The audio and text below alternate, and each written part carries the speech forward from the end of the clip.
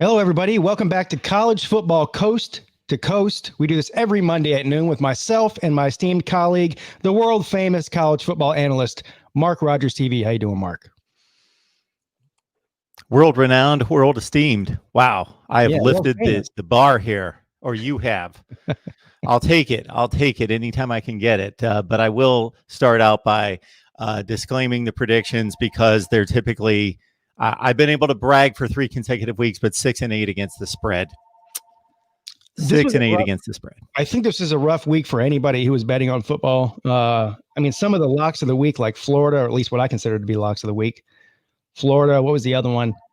LSU is another one I thought would win big in Missouri. So those were the two big upsets of the week, at least as far as I'm concerned. Anything else stand out to you as, Alabama giving up over 600 yards to Ole Miss. Did that surprise you at all? Yeah, it surprised me. Ole Miss has the type of offense with obviously Lane Kiffin on the sideline that we've seen enough through 3 weeks in going through 3 what we would expect to be good defenses, but they've proven otherwise to a certain extent against other teams. But Florida's got talent, but man, they're getting ravaged by everybody. But still, Ole Miss took that to another level in week 1. They go to Kentucky. Kentucky dismantles Mississippi State a week later, and they poured on Kentucky. And then, yeah, I was a big Bama guy this past weekend. I thought that they would really they'd give up some plays, give up some points, but I just thought that they would score. I think I mentioned to you I might have hit it on the money with like 63, but I thought it'd be like 63-28. Mm-hmm. And Ole Miss was right there with them, 48 all with 6-7 minutes left. They made Bama look clueless. Like it looked like a Big 12 game. Not just by the final score, but just to watch it, it just looked ragged. And I don't know if this is no spring practice, COVID layoffs, late start, but teams that we would have never thought could give up this kind of yardage and points, LSU, Alabama in particular, are just getting run all over the field. But then again, we see Clemson against the dynamic offense, and we'll get to that in just a second, or one we thought that could potentially be, and Georgia. They're still playing defense. Yeah. But this is intriguing, and we'll get to it. But Georgia, Alabama coming up this week. But yeah, Ole Miss made that a game. It was a fun game to watch. If you're into that, I need to see a few more stops. I think it gets as boring on the other end as it does in a 10-7 game, which we never see anymore. But this 63-48, when nobody's stopping anybody, and the wide receivers are running around the secondary free constantly, it gets to be a little bit much for me. Seems like the SEC, and this may just because of this a weird year, but has gone from a defensive league to an offensive league in a hurry, which is kind of shocking to see, especially an Alabama team. And then after they lost all that quarterback talent from last year, I looked at it and thought, okay, if Kyle Trask, everyone is saying he is the best quarterback in the SEC, and I'm not taking anything away from him. He's maxed out his skills. His skill set has been pretty much maxed out. He's not a just transcendent talent in any way, but if he's the gold standard in the league, I thought, well, the offensive football in the SEC might be down a little bit this year going into it, but with Mike Leach and Lane Kiffin around, and with Alabama, I don't know, Nick Saban seems to be somewhat resigned to the fact he used to fight it about, this change in football, but resigned to the fact of, okay, you're going to score 50. I guess we got to score 60 and we'll do it. Well, it's been, I don't remember seeing a year with this much parity in it in the SEC so early in the season. It's usually we know who the top dogs are, and it's going to be one of those 2 or 3 teams that fight it out. And we really, this year is still wide open. The ACC, we're used to seeing the parity in, especially in the one division. The Coastal Division. But welcome, everybody. Thank you for stopping in during this lunchtime show with myself and Mark Rogers. Gerald Higgs says, let the hurricane roasting party begin. You know what? I'm not going to do that. And I'll get into why I'm not going to do that later in the show when we talk about the game. John Serrain, how you doing, sir? Clemson Carson, Luke Walker, George. Our old buddy George is here, Mark. Does he ever fail to show up? George has the unofficial title on my channel of commenting more than anyone. and it's an unofficial title, but I know that it's 100% true because it's not even close. Well, it's not even close on my channel either. And I think I've heard other guys that do college football videos say the same thing. So he has the undisputed title of all of college football YouTube. And God knows what else he's watching on YouTube other than college football. He's probably I don't want to delve into that. Golden Blue Dude. I call the A&M upset, and not because they were better than Florida. They were a bad matchup for Florida. A&M got 3 of the 4 check marks in the major categories. So Golden Blue, I should have referred to you before making that my lock of the week, because I was scrambling, racking my brain, trying to figure out why the line was so low to start with. It was only 6 points when I got it. And well, now I see why. But the 4 check boxes. Now, if somebody can tell me before the game, Pigskin Pete, what those 4 check marks are that are key to winning, and they can definitely say, okay, this team's got a better defensive line, therefore that's one of the check boxes, and so forth. But after you watch the game, I think we can all do that, right? Turnover battle, total yards, da da da da da. Yeah. Well, I mean, that's all very cliche stuff to say. You got to stop the run. You got to get them off the field on 3rd down. You got to score more points, right? This is like whoever's going to win the game has to score more points. You know, one of those things. Guys make big money, Pigskin. I don't know if we could possibly get into that arena there, but you know, you listen to this the halftime at the game, and you listen to the pregame, and man, guys make a lot of money stating the obvious and the cliches. Yeah. Gators owned. Thank you for the super chat. It says 18, and he's been telling me 19-0, even though they're only playing, I don't know how many games they're going to be playing. Every conference is different. Anyway, they're not even playing 15 this year. Well, we're talking Clemson, right?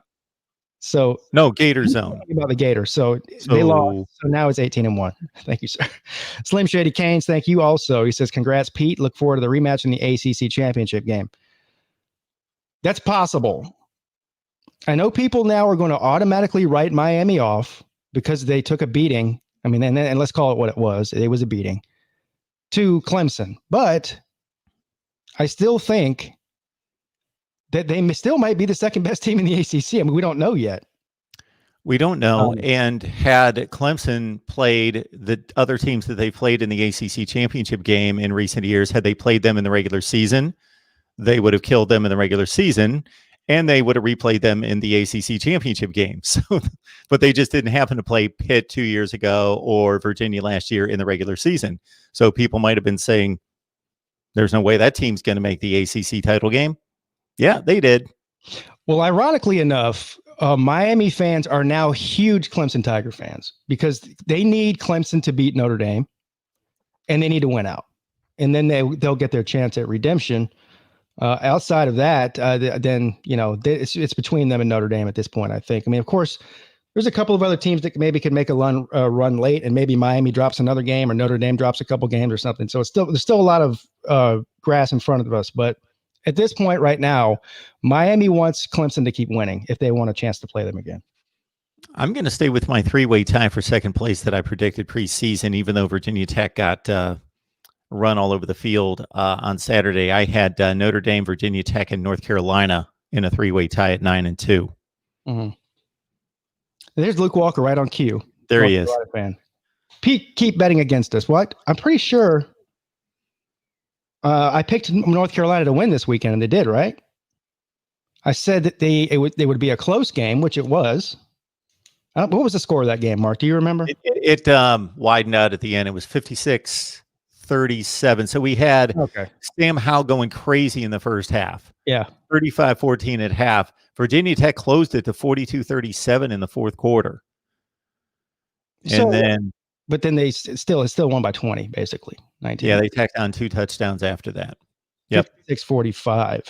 56-40. Oh, yeah. Carolina scored, or Virginia Tech scored really late. Yeah. Closed it. So, guys, sorry, guys. I was telling Mark before we came on air that since I was in Clemson this weekend for the game, I didn't watch a whole lot of college football because we were, walking around Clemson. We did go. Yeah, I watched about a half of the Georgia-Tennessee game. Other than that, the only game I saw on Saturday actually watched the whole thing was Clemson and Miami, obviously. Was it the first half or the second half? Which Did you one? watch Georgia, Tennessee? Those were two completely different games. It was actually a half in the middle, so it was the second and third quarter, I think, and That then was at the end of probably end of the the third best quarter, we part of the started game to making our watch. way.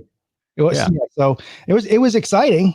I didn't see any of the fourth quarter, so by the time we left the restaurant to start heading towards the stadium, I think it was the end of the third quarter, and I was surprised to see the score, the final score, based on it. There was a close game when I left, so Georgia must have poured it all over them in the second half. Is that what happened? Oh, In the fourth quarter. yeah. The stats for the game, I didn't watch the fourth. Once it widened out, I didn't watch the rest of the game. Other things to watch, but yeah, it was interesting there. But even when Tennessee was hanging in it, Georgia was actually dominating the game, play to play. But Tennessee made really big plays, really crazy plays to get in the game. And there was a stat late first half where Tennessee had the 21 points on the board, and they made three really positive plays, and the rest of their plays, their other 18 or 20 plays of the first half were negative yardage total. Luke, I picked Virginia Tech against the spread. I said I picked North Carolina to win outright, so I didn't pick against your team. That's what I did. There's a difference between spreads and winning. I think you know that. Anyway, so the Georgia Tennessee, does Georgia have the best looking defense in the country? They do. Clemson might be right there with them, but we've seen it week to week with Georgia, meaning Clemson hasn't seen the kind of opponents, and that's one of the reasons why. Well, that is the reason why I've got Georgia ranked number one right now. Not because I necessarily think they're the best team, but man, Arkansas has proven to be pretty good.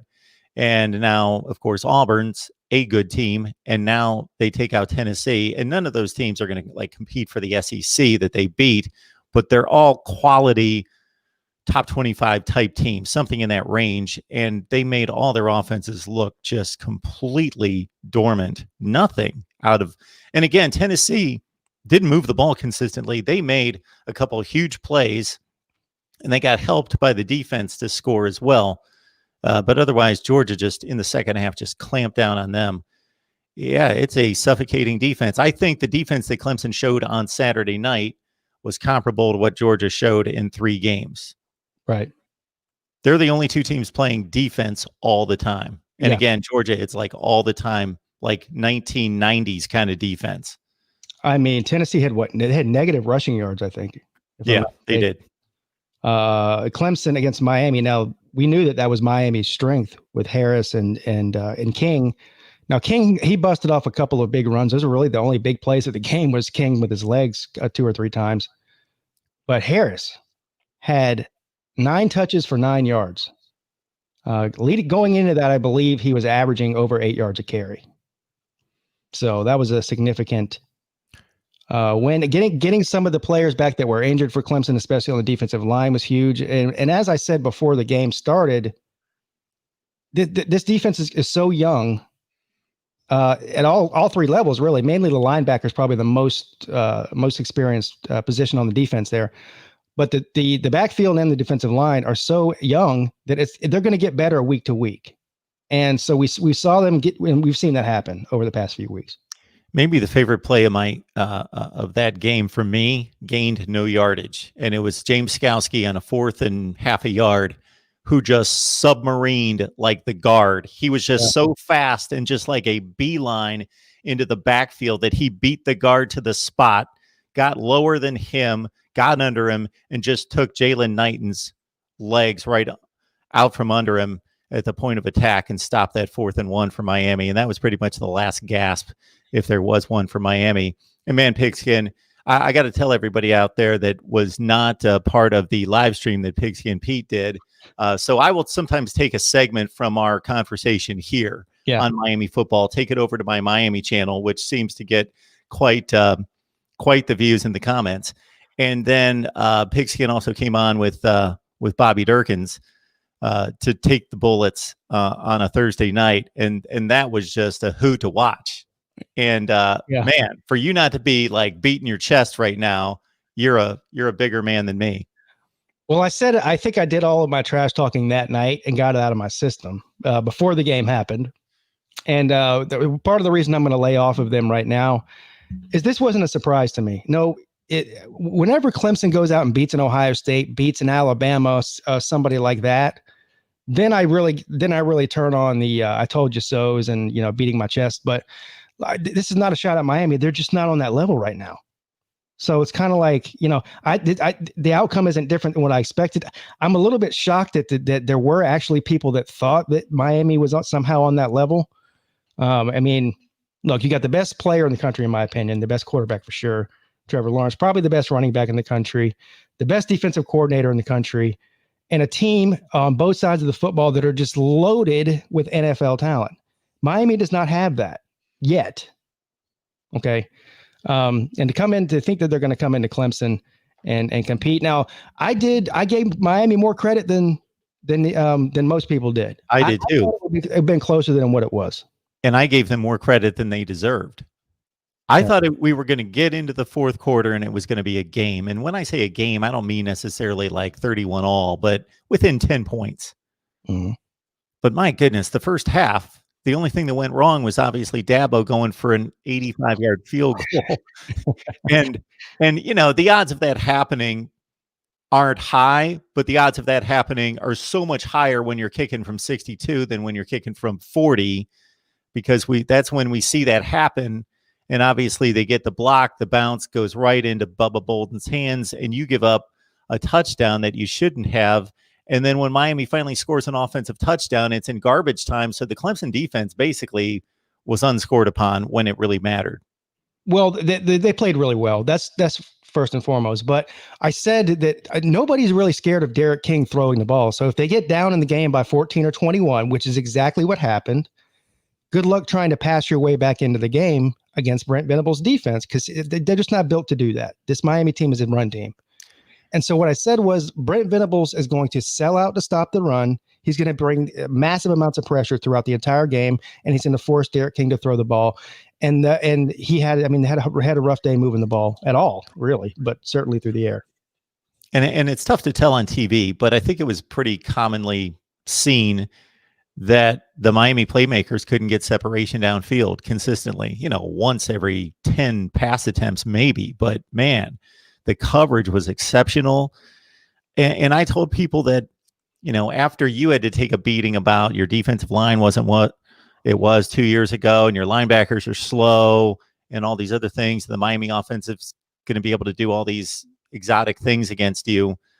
All you had to do was watch the line of scrimmage on both sides of the ball. And Clemson was so dominant on both sides of the ball. And for those 4 new starters along the offensive front, aside from Jackson Carman, to be that dominant on that side against a Miami defensive line that's supposed to have 2 studs at the DN spots and supposed to be not elite necessarily, but really good inside.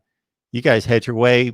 Trevor Lawrence was, he didn't have all day, but he had reasonable time to set up, look at 3 options, bam, deliver the ball consistently. I was going to say, a lot of that had to do with the scheme that they ran. They knew that Miami's defensive line had a chance to get pressure. They did a lot of very quick passes, especially early in the game. A lot of misdirection plays to keep the focus off of Travis Etienne and try to keep it on Amari Rodgers or somebody. So the scheme and the coaching had a lot to do with it too. But at the end of the day, I mean, Travis Etienne just put on a show. Yeah. 250 something total yards, right? 2 touchdowns. He just had his way with that defense. They couldn't stop him.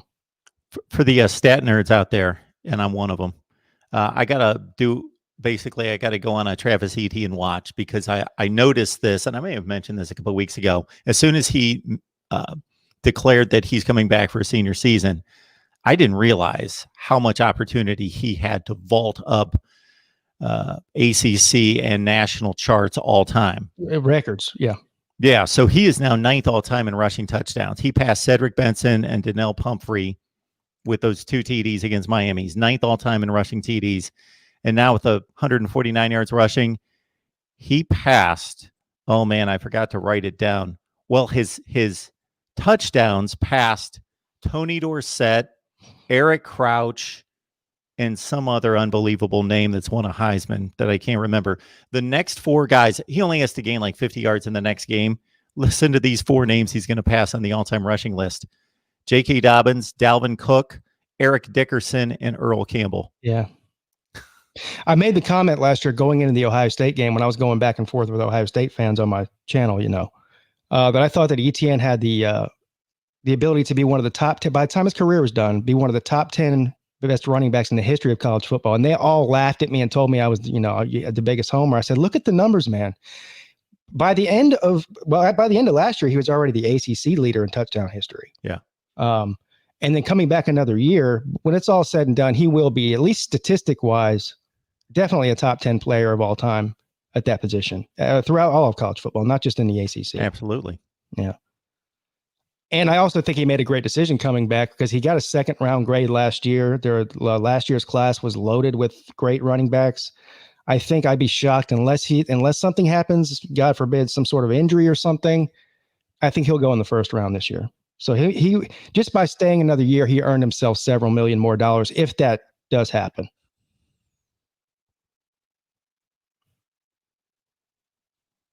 Yeah, Tyler Davis coming back, Jordan Bowman, that was huge on the defensive line for Clemson. I mean, he's the big run stopper in the middle there on the defensive line.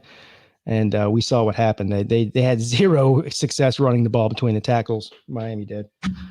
So I don't know. We could see Miami again, and I don't expect them.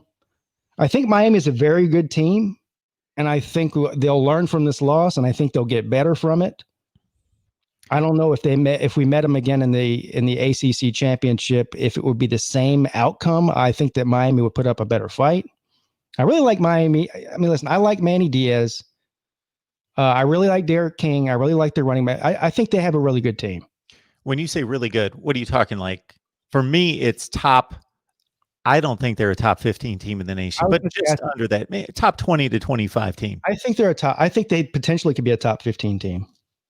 Once the Big Ten comes back into play, the rankings are going to be different. At least my rankings, they're loaded with teams and people are like, why is Tennessee still in the top 10? Well, nobody's, you get two conferences removed, at least in my rankings. Well, I understand, but that's projecting because, I mean, who's to say that a Michigan, you would probably consider to be a top 10 team, right?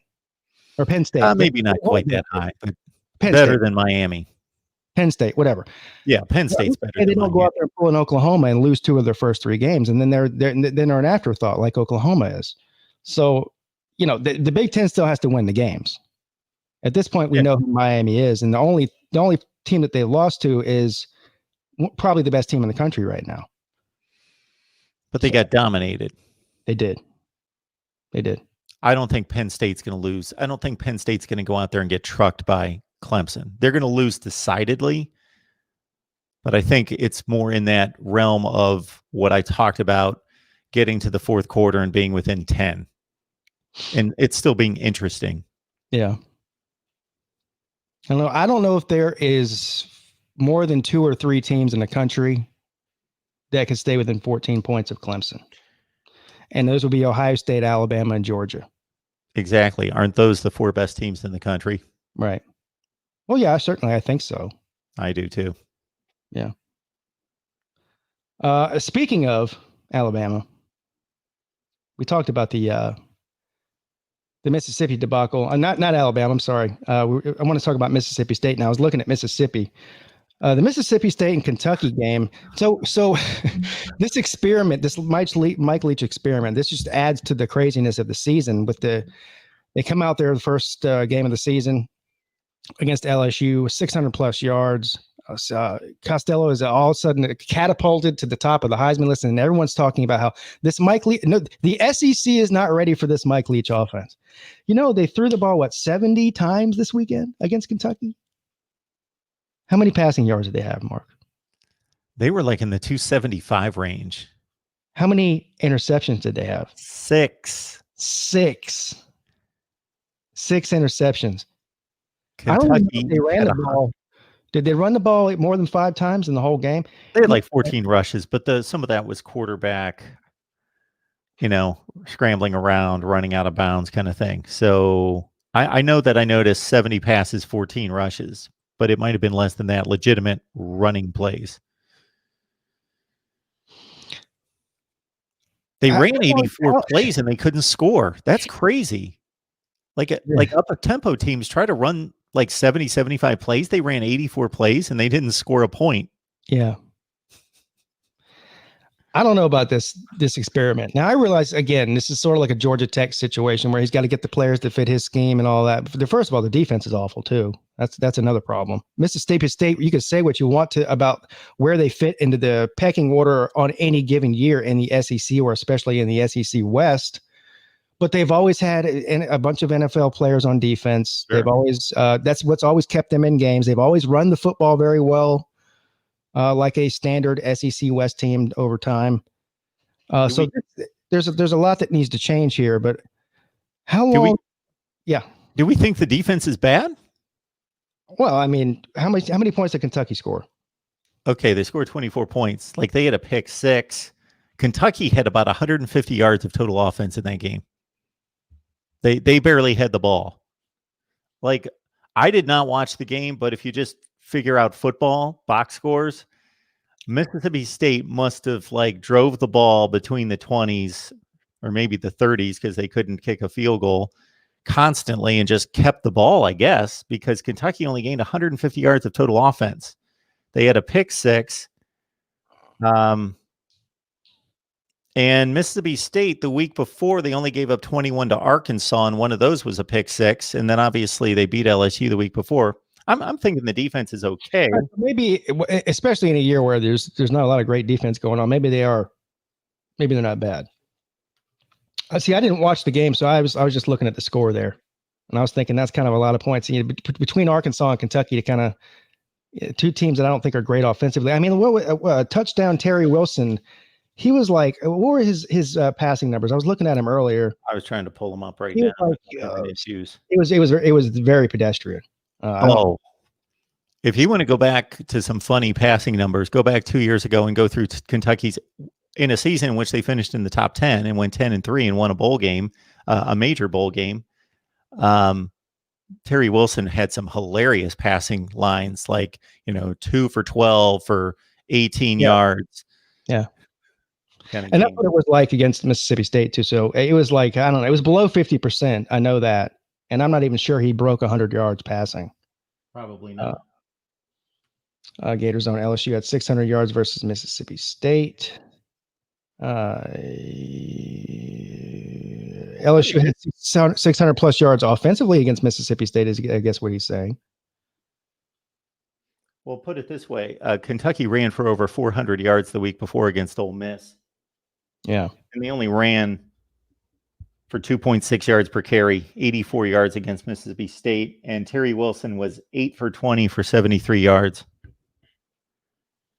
I just feel like this is what you get with Mike Leach. It's just he is who he is. I don't know why I expect him to be any different. We thought, he's going to be playing with SEC talent instead of Pac-12 talent now. And I don't know. I think he's just one of these guys. They're going to go 6-6 every year, or 7 wins. Maybe they have an 8-win season every once in a while.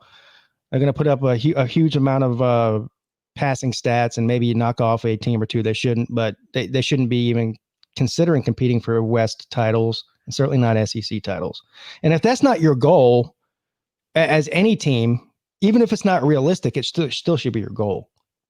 So I don't know if this experiment's going to last for 2 years, 3 years, 4 years, or what.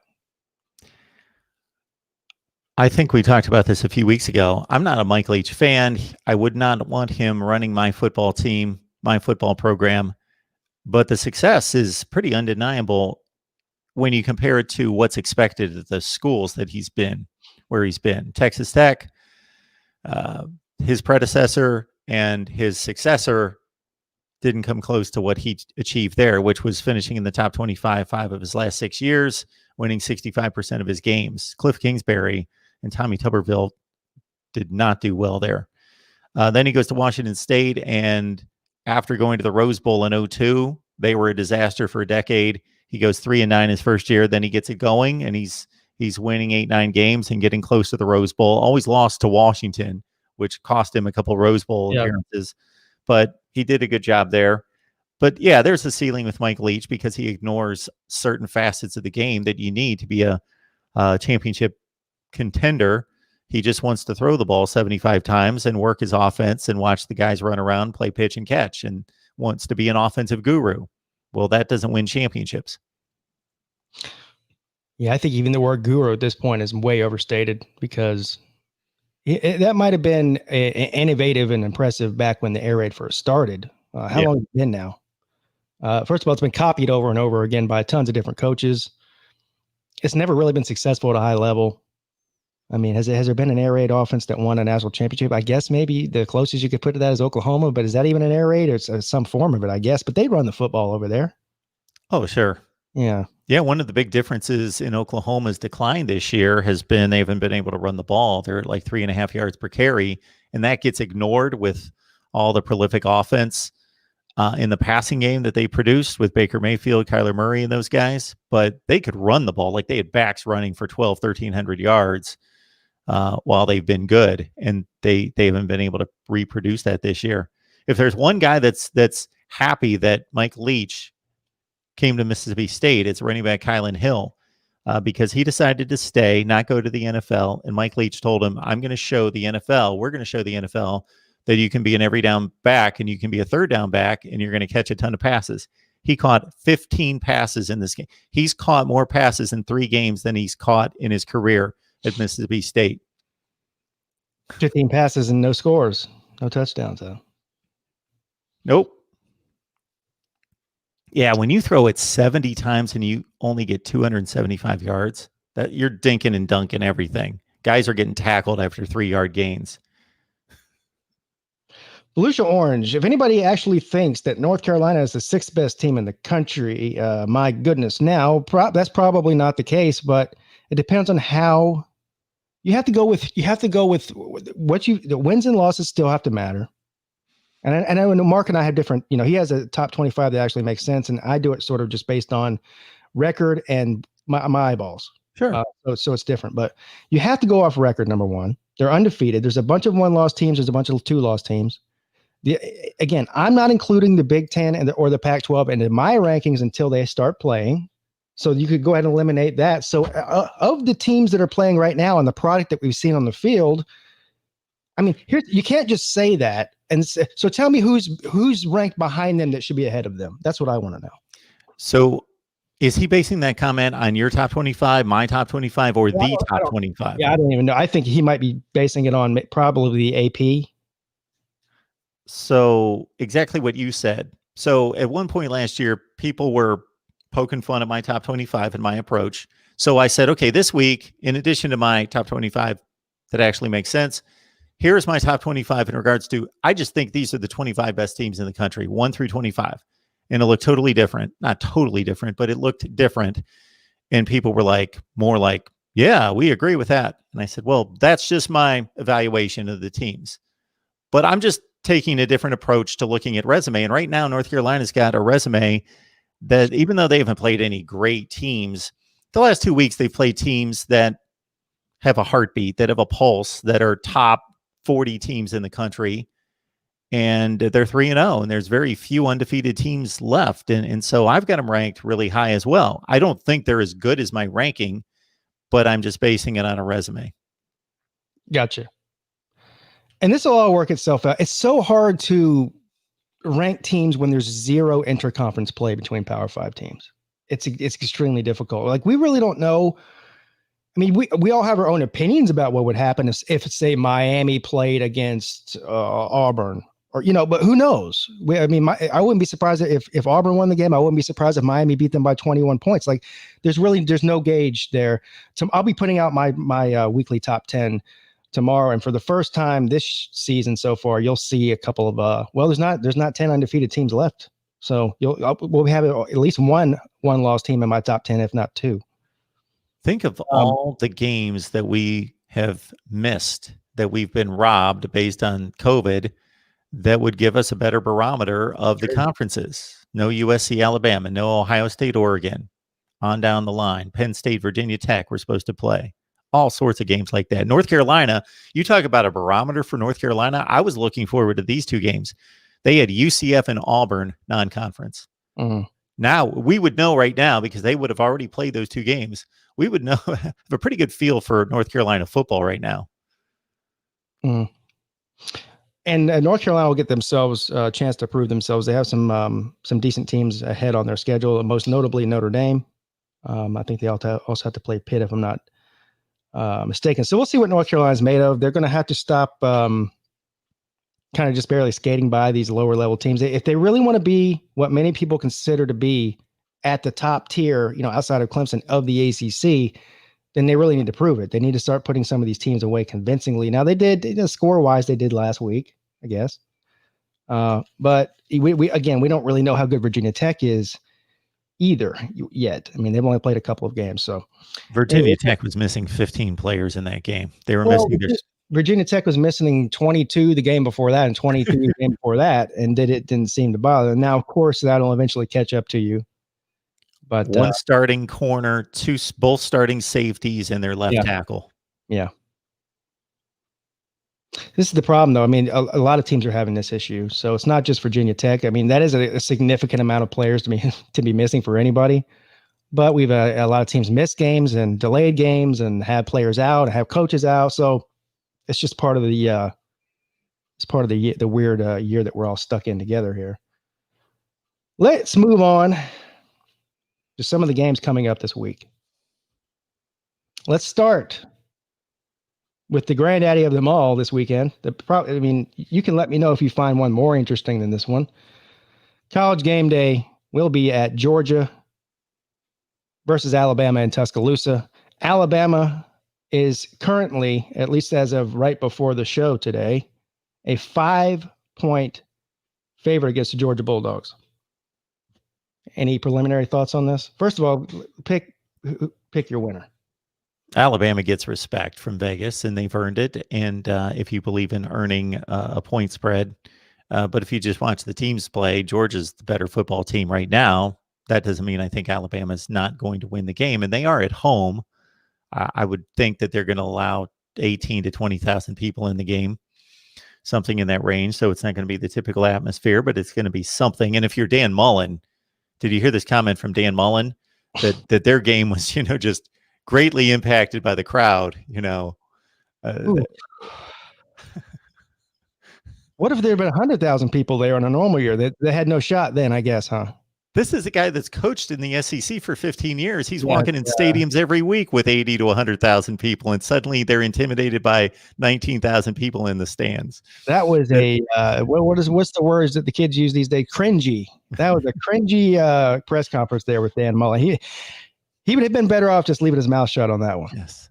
Just, you lost. Move on. You weren't expecting to lose, but it happened. So, man, Georgia, Alabama. Georgia better look at that Ole Miss, man. I'd be on the phone with Lane Kiffin like now.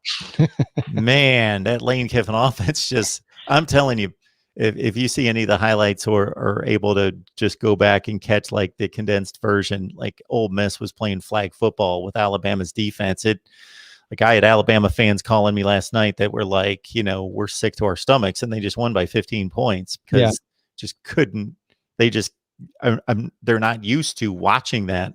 And I said, well, part of it's just, that's the way football's played now, but it is alarming. And so Georgia's so locked in on defense. This is going to be, what's the stat that's out there? And it was added to last weekend, where Nick Saban does not lose to his former assistants. And Lane Kiffin was the latest, even though it was an impressive showing. It was still a 2-touchdown win. And Nick Saban's like 21-0, and here comes Kirby Smart. And there's that reservation that Nick Saban's always going to find a way to win. And even though Alabama has issues, they're going to fix them in a week, and they're at home. And, he's going to out-coach Kirby Smart, just like he did in the national championship game a few years ago, when Georgia looked like the better team most of the game. But to measure these two teams going into the game, Georgia's a complete team, and Alabama is an offensive juggernaut that is terrible on defense right now. So my gut feeling is that Georgia's a better team and Georgia's going to win this game. I mean, that's my gut feeling. Now, again, just like, and I'm not comparing Georgia and Alabama to Miami and Clemson, because it's really not even close. I mean, Georgia has been right there with Alabama for several years now, and it's just sort of haven't got over that hump in the big game. I mean, but it hasn't happened with Miami. Miami's last 3 times they played Clemson, we just got blown out. But so what I mean by this is, is that I still have sort of a bias in the back of my mind towards Alabama because Georgia hasn't been able to beat them recently. But I think Georgia's defense is so suffocating. I know they're gonna score a few. It's not going to be a situation like it was with Tennessee. Alabama's going to score some points, and they've got 5 stars upon 5 stars, and Mac Jones is playing well. But at the end of the day, like you said, I think Georgia's a more complete team, and all they have to do, and the biggest knock on Georgia, especially from Georgia fans themselves, is that our offense is outdated. We can't move the ball and score a lot of points like these other teams are doing right now. I don't know if you need to in this game. I think you need to just play old school Georgia football and you can come away with a win here. I really believe that. I mean, as long as you limit the amount of touchdowns that Alabama gets and run the ball effectively and just don't turn the ball over, I think they'll be there at the fourth quarter and maybe you can pull it out. Yeah, I'm trying to envision this because when you're talking about Alabama making plays, and they might have the best offense in the country, I think there's 2 or 3, 4, possibly when Ohio State steps on the field that are right there with them. But they just put up 63 against a bad Ole Miss defense. But, you can only score so many points. So once you get into the 60s, near 70, you only can get the football so many times to score. They pretty much just scored at will.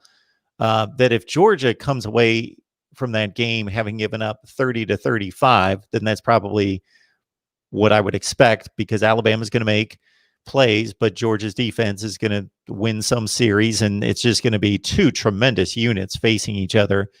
So I'm envisioning, can Georgia's offense score the 35 that they need to win a 35-31 kind of game? And they did against Tennessee. And Alabama's defense isn't playing to make score comparisons. Man, Alabama's not even matching up that well. Tennessee took care of Missouri in a sense better than Alabama did. I think Georgia's the more complete team. And if we see a game next week in Tuscaloosa where Alabama looks like old Alabama and they come away and they win in whatever fashion, then I will shake my head and say, there we go again. Nick Saban was ready. Alabama proved on a big stage when they needed to. They pulled it together, but Georgia's a better team right now. Thank you, Joseph Gibson, and also thank you, Definition 409. If Bama score 28, they win. Georgia can't score that against Alabama. UGA loses 2 games this year. Well, I'm looking at their schedule in my mind, not physically. And I'm trying to find 2 losses on there. I guess maybe Florida. Although Florida, talking about bad defense, holy crap.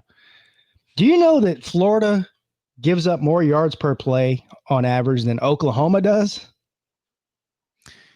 And they played Ole Miss. Okay. They played South Carolina. They could play the Kansas City Chiefs for all I care. They're more than Oklahoma. I know, but I'm just looking at teams that they faced. More than Oklahoma. I know, it's awful. The gold standard for bad defense. And Florida's an SEC team. So anyway, I get what you're saying. I don't know if here's what I'd say. If I was to bet this game right now, I would take Georgia with the points for sure. Oh yeah, I would too with the points. I think that they can pull it out, but there's still and people try to pretend like this isn't a thing. It is a thing. There's a mental hurdle, even for the coaches, not just for the players. Maybe especially for the coaches. Maybe especially for Kirby Smart, because we've seen him have the game in the bag against Alabama twice and just made bonehead decisions coming down to the end, overthinking things, oversimplifying things, being too conservative, and in some cases being too aggressive with that crazy 4th down conversion when he easily could have won the game without even trying that trick play. So I think it gets in your mind. Nick Saban, on the other hand, doesn't have that problem, particularly against Georgia in the recent years. So I don't know, man. This is gonna be a great game. I'm gonna say Georgia at +5. I'll give a more definite opinion on who I think will win the game outright as we get closer to the game. I don't know. This is going to be a good one. Yeah, I take the points, even though, man, there's going to be so many points in this game, I guess. Well, I think we're in the mid-range 30s in this one. But yeah, I go with the 5 points, and I'm going to reserve my winner of the game outright winner for later. And that's one on the list up. Now, this one might not interest a lot of people, but it does me. Because how does Miami rebound Yep. after such a disappointing, soul-wrenching loss to Clemson? And that's really what it was. They could try to tell you different, but it's true. Pittsburgh and Miami. This is one that I had circled on the calendar before they even played Clemson. It said this is a game that Miami could drop. Now, Pittsburgh, on the other hand, has gone out and lost 2 weeks in a row now. So they also have something to prove. They can't afford to lose another game either. Miami's a 10-point favorite in this game. This is a very good Pittsburgh defense. I don't know, man. 10? 10 points. Too much. Too much. I think it's too much too. Pitt's playing close in this one. Yeah. I agree with you. I think I would take Pittsburgh with the points. I'm not sure. I think Miami's a better team, obviously, overall. I'm not sure Pittsburgh can move the ball very well against anybody at this point. They're completely a defensive team right now. I'm not going to take into account noon game in Miami, no crowd. I don't think it much matters where they're playing. Well, most games in Miami are noon games with no crowd. So that's not. That doesn't change. COVID has not changed the Miami scene.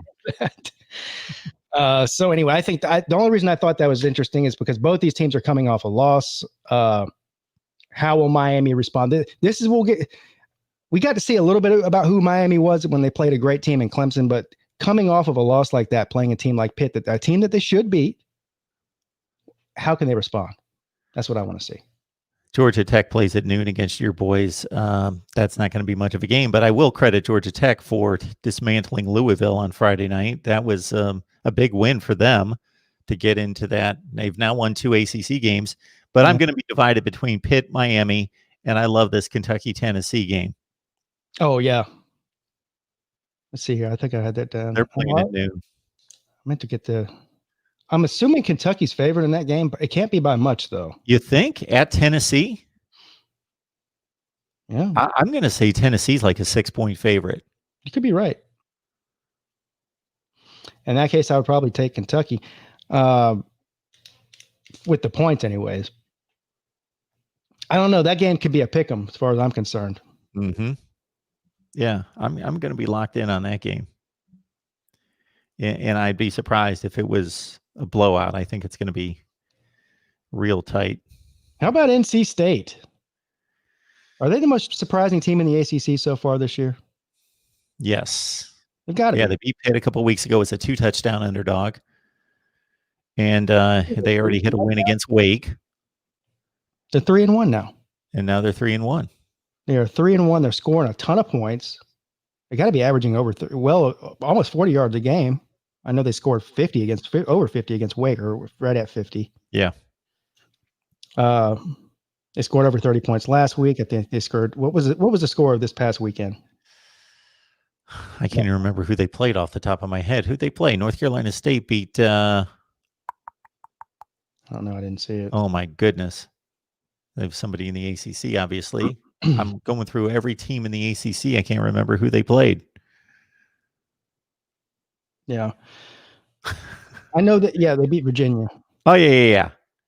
Yeah, they beat Virginia pretty easily from what I remember in terms of the score. It's one of the many games I DVR over the weekend, but I'm never going to watch it. Like, I've got this thing in my head that I got to see everything, and I DVR tons of games. And then as it turns out, I'm like, yeah, I'm not watching NC State and Virginia.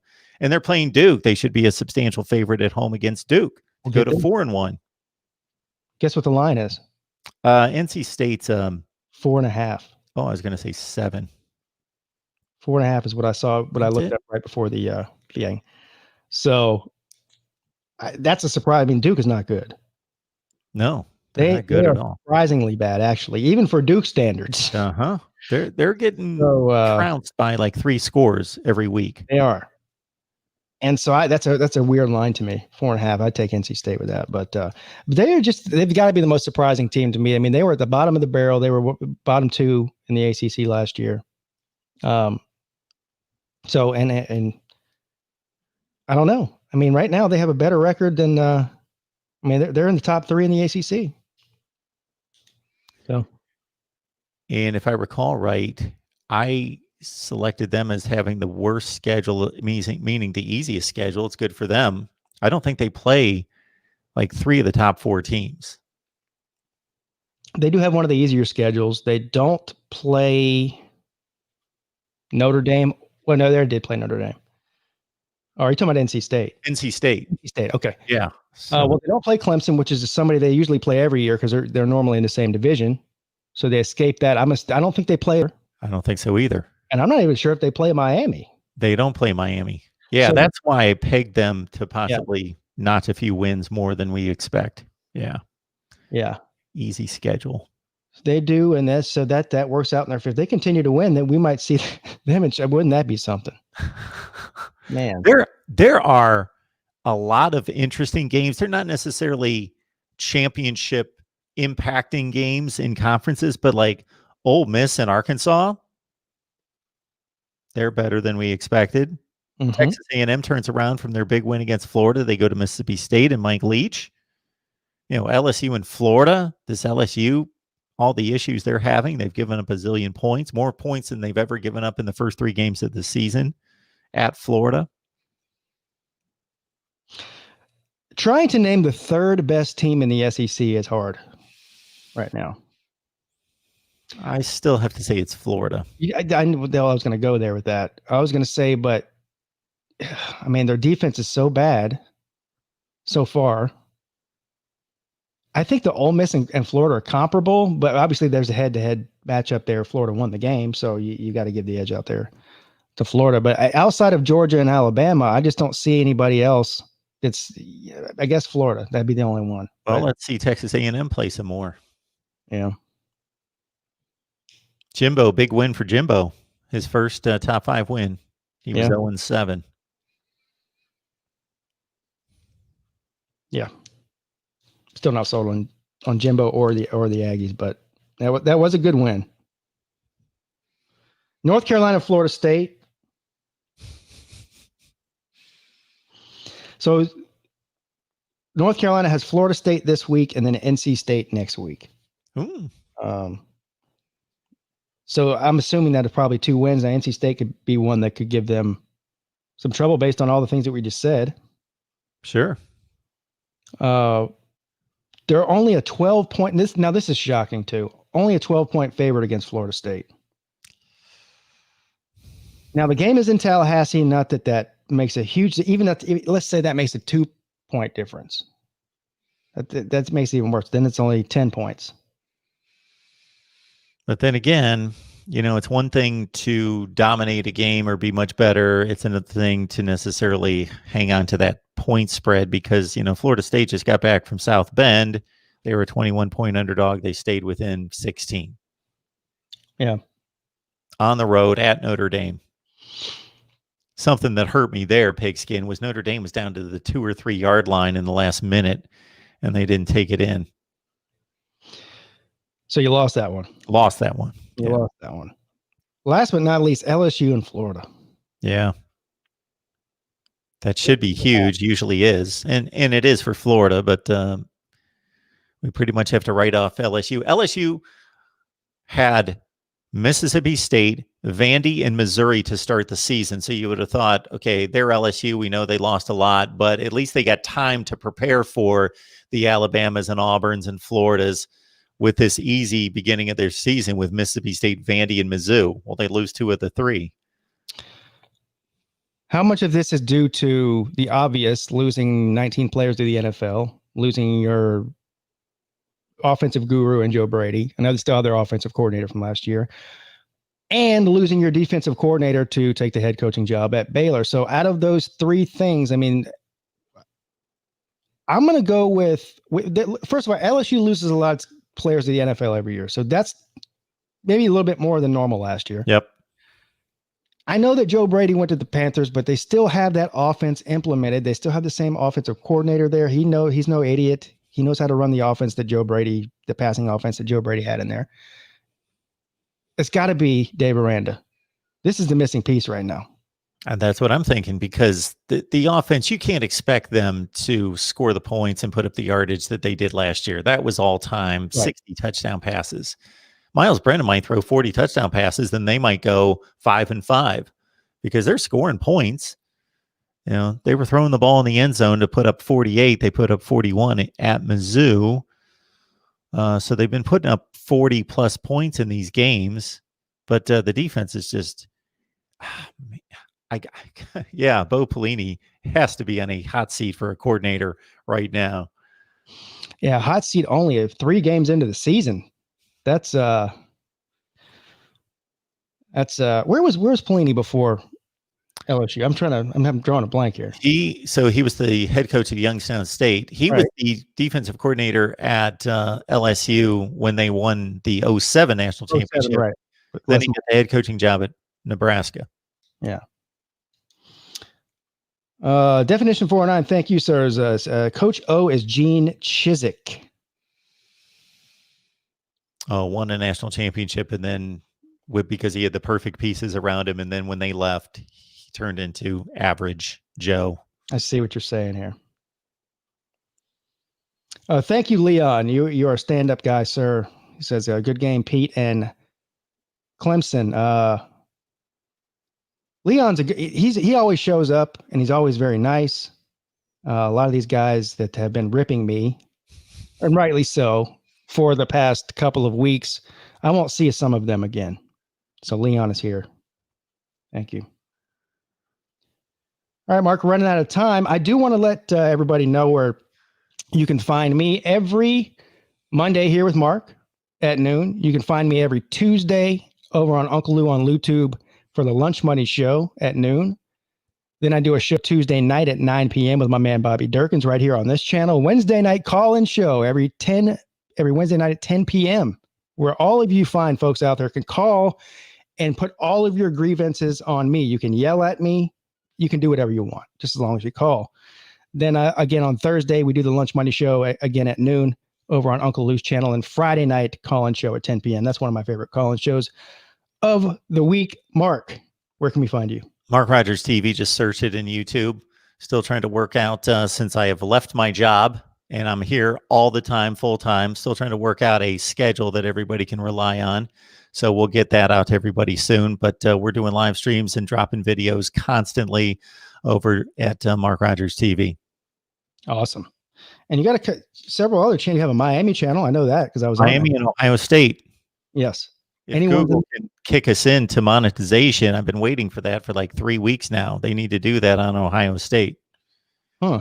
You know how that works. Yeah. What's the hold up there? You hit your 1,000 subs and you wait and wait and wait. Yeah. Yeah. They don't wait when they take your money though, do they? YouTube, I mean. All right. All right, guys. So we'll see you again next Monday, and you'll see Mark. Are you still doing the Michigan podcast? Did you say that? Michigan podcast. That'll drop on Michigan podcast tomorrow with Steve Dace. We'll talk Big Ten football over there. Absolutely. All right, guys. And you'll see, I'll be putting out my top 10, my weekly top 10 tomorrow morning or tomorrow afternoon sometimes. Keep an eye out for that. We will see you guys next time. Have a great day. College football coast to coast with Mark Rogers TV and Pigskin Pete. See you later.